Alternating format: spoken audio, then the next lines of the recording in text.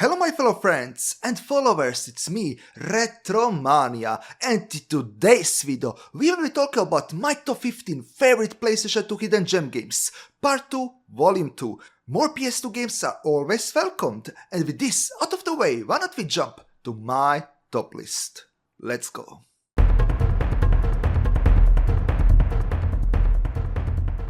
On place 15 we have the Mark of Cree. This is a Polynesian style inspired game with a very fun and challenging gameplay. The premise of the story is very simple but effective. Stop evil dudes from collecting all 6 marks, because if they succeed they will open a portal what pretty much announces the end of the world. So you need to stop the evil guys from destroying the world pretty much.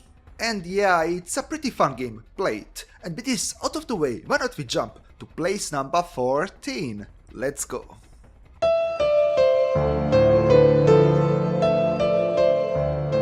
Disaster Report, or how it's called in Europe, SOS The Final Escape, it's a game where you try to escape a disaster.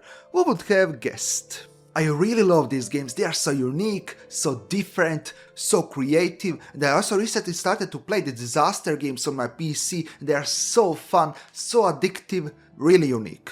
So run as fast as you can and try to survive, because nature doesn't ask where and when it will strike. And with nature out of the way, why not we jump to place number 13, baby.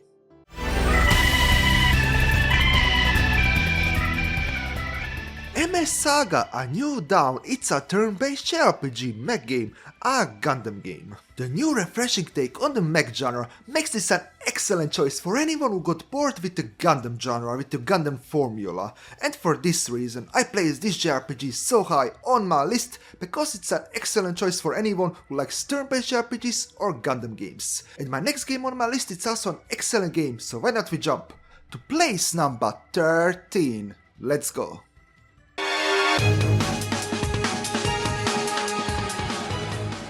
On place 12 we have psi-ops, The Mind Gate. This is an excellent shooter game, a third-person shooter game, where we can control objects and humans with our mind. Yes, with our mind. That's why it's called psi-ops. Psi like psi energy with your mind controlling game, you get it. And yeah, this is a pretty cool and pretty amazing mechanic. This superhuman power makes this game so unique, so fun to play, and even though I'm not a shooter guy myself, I enjoy myself some superhuman overpowered characters. Combine this with a shooter game and yeah, you can probably see why it's so enjoying and so appealing. And I hope the next game on my list is also very appealing, to your taste, like it is to my taste. So why not we jump to place number 11, shall we?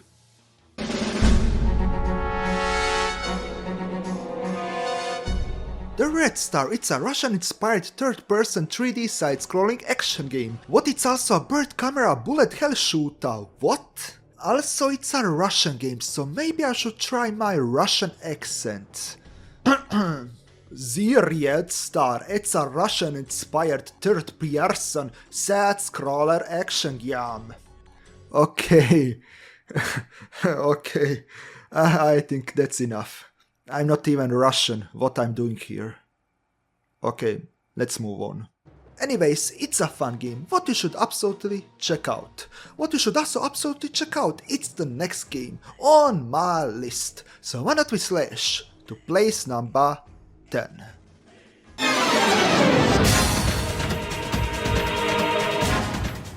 Zone of the Enders, it's a mech game, yes again a mech game. The PS2 had a lot of them, didn't it? And this one plays like your traditional mech game, so it's an action third-person shooter game.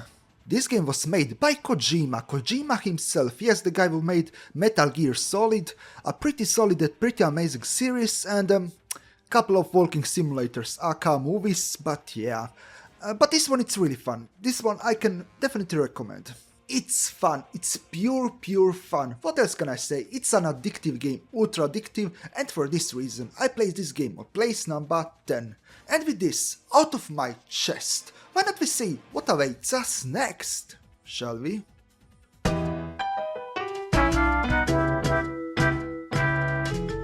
On place 9 we have Kulip or Chulip, however you pronounce it, I will pronounce it Kulip, and well, it's a unique game. In Kulip you kiss strangers. Yes, you kiss strangers, but let me explain it, because once I explain it, it will maybe sound less weird. No, it will still sound weird, but yeah, it's a fun, weird Japanese game, so take it or leave it. You see, you are a young boy who falls in love with a girl, but the girl doesn't want to kiss you and asks of you to gather fame, to kiss others, to gather a bigger heart, and you do so by kissing others. But you cannot go to every stranger and immediately kiss them. No. Every character has a specific requirement what needs to be met before you can kiss them. So yeah, I mean, I swear only Japan could come up with stuff like this. If you are into these obscure, weird Japanese games, what maybe not everyone likes, but if you like them, you will really enjoy them. So yeah, if you like them, I would definitely recommend this one. So yeah. And with this out of the way, why not we jump to place number 8.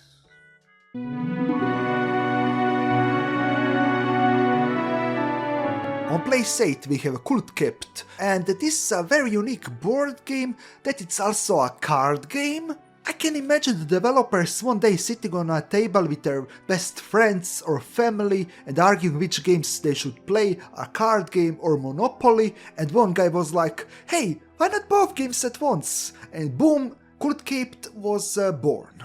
So yes, it's a combination of Monopoly and a card game. You have monsters, cards, territories, elements, and you roll a dice and you have a board and monsters. It's similar to like Yu-Gi-Oh! Or Magic the Gathering. And if you enjoy Yu-Gi-Oh! Or Magic the Gathering and you enjoy board games like for example Monopoly, you will definitely enjoy this game. It's very unique, it's very fun, and definitely worth checking out. What it's also definitely worth checking out, it's the next game on my list. So why not we jump to place number 7.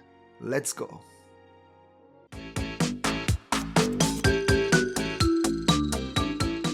Tokobot Plus Mysteries of the Karakuri. It's a very unique, fun action jump and run where we command small minions who will help us out through our journey. The game starts with the backstory of a very advanced lost civilization that got wiped out by a volcano eruption, and we try to discover the lost history, technology and story behind that lost civilization. And if this sounds intriguing to you, why not check it out? Because it's very, very intriguing and very fun. And with this out of the way, why not we slash to place number 6.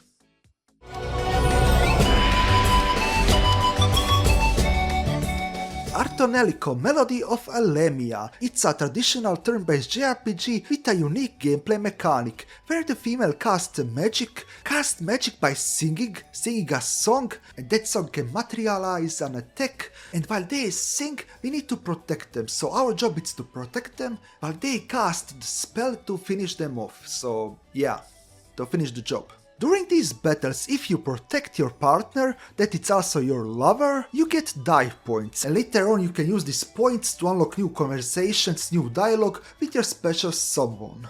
The plot is to sing your way through viruses and save the world with the power of love and music. Love and music shall prevail, and let's sing our way to the next game on my list. Let's go.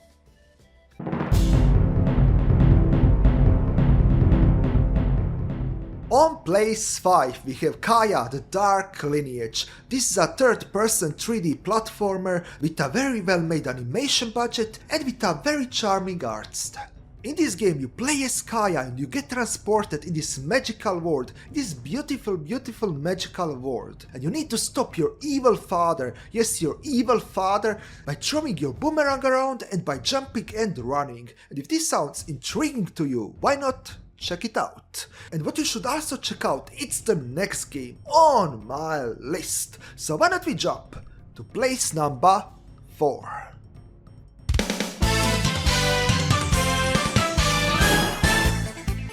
Khemia, Alchemist of al-revis. It's a turn-based JRPG that it's actually a spin-off of the Atelier games. You are an academy student in a magical world, and in this magical world, in this academy you are learning how to synthesize items, battle, and so on. You will of course later on have school activities, classes, and of course in your free time you can take jobs. In these jobs, those are kinda like side quests. You can earn money, items, and so on from these side quests when you don't have school. When it comes to the turn-based combat system, there are up to 3 characters actively on your screen. Actively 3 characters and 3 characters on your support screen, on your support background. The background characters are more like support skill characters, so they will help you out in attack, defense, support and so on in the background. And there is also a burst mode, but the burst mode it's more like your ultimate finisher move. So you should keep it for the ultimate fight, for the boss fight, as your finisher move.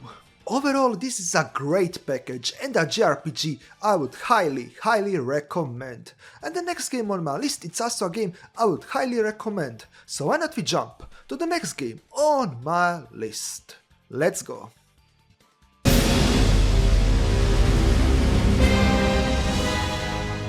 War of the Monsters. It's a kaiju Godzilla type game where we fight huge different monsters in big kaiju battles. What else is there to say? It's a very fun game, pure fun, a lot of fun, destruction, action and testosterone. And for this reason I placed War of the Monsters so high on my list. It's a very fun game, try it out. And with this out of my chest, let's see what awaits us next, shall we?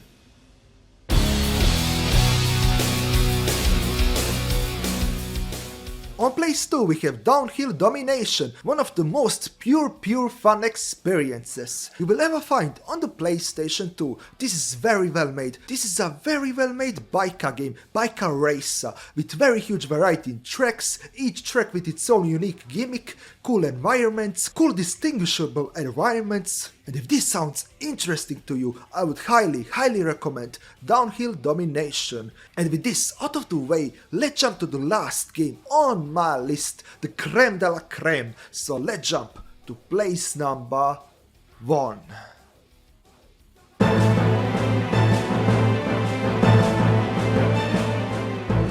Place number 1 we have Ring of Red. This is a war game that plays in an alternative universe where Japan didn't surrender during World War II. During World War II they didn't surrender and got taken over by both Russia and America. Japan ultimately got split up into 2 powers similar to South and North Korea, and like South and North Korea, Japan has an eternal war and power struggle between South Japan and North Japan. And like any Japanese modern day war game, you of course have mechs. Of course you have mechs, I mean, of course. So yeah. But they are more like tanks but mechs. More tank but mechs. But it makes sense because it's not in a distant future, it's more like our modern day, modern time. After of course World War II, so it makes sense that they are not mechs like ultra technology. It's something in between a tank and a mech. The battles are also very well made, very complex, very strategic. You need to keep an eye on the distance, so the distance between yourself, your enemies, the distance between your mech and your enemies, because each mech is different. Some mechs are more suited for long distances and some mechs are better for short distances. So you need to know which mech is better for which distance. The battles first start in your usual tactical strategy RPG gameplay, but then it gets more complicated, more complex, and you have also action commands and real-time combat system, and it's very fun, very addictive. It's a perfect blend between tactical strategy combat and action combat. It's very fun, very addictive, and with a lot of plot twists, betrayals, government backdoor deals, corrupt politicians, and so on. And for this reason, I placed Ring of Red on place number 1. It's absolutely deserved on place number 1. And here we have it, guys. This was my top 15 favorite PlayStation 2 hidden gem games. Volume 2, Part 2. If you didn't watch the first part, watch it. I highly recommend it. Also thanks to any support, guys. You are the best. And if you agree or disagree with my top list, feel free to leave a like, comment or dislike. I will be reading all of your comments. And with this out of the way, I wish you all a wonderful day. Sayonara my good old PlayStation 2 friends. Bye bye, bye bye bye bye bye.